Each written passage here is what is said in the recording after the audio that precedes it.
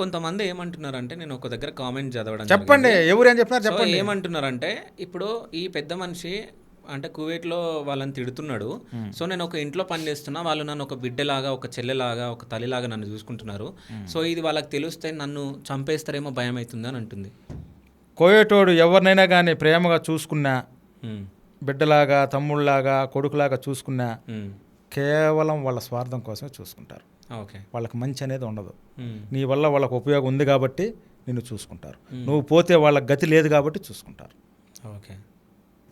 నేను ఒప్పుకోను. వాళ్ళ బిడ్డను చూసుకునేట్టు ఇంకొక అమ్మాయిని చూసుకుంటున్నారంటే నేను ఒప్పుకోను.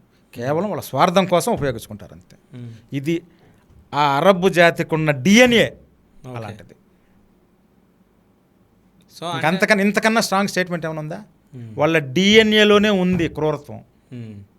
ఒరే, ఈ డ్రైవర్ లేకపోతే నాకు గతి లేదు, ఈ అమ్మాయి లేకపోతే నాకు తిండి చేసేవాళ్ళు లేరు, బాగా చేసేవాళ్ళు లేరు, వీళ్ళు వెళ్ళిపోతే లక్షలు పెట్టి కొనాలి సార్ హౌస్ మేడ్ని, డ్రైవర్లని. ఆఫీసులు ఉన్నాయి సార్, లక్షలు. ఉమెన్ ట్రాఫికింగ్ అంటాం కదా, నేను ఒక మాట అన్నా, అమ్మడం కొనడం సార్. ఇవన్నీ ఉన్నాయి సార్. గతి లేకపోతేనే చూసుకుంటారు.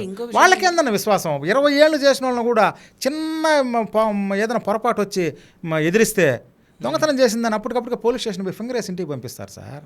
ఓకే.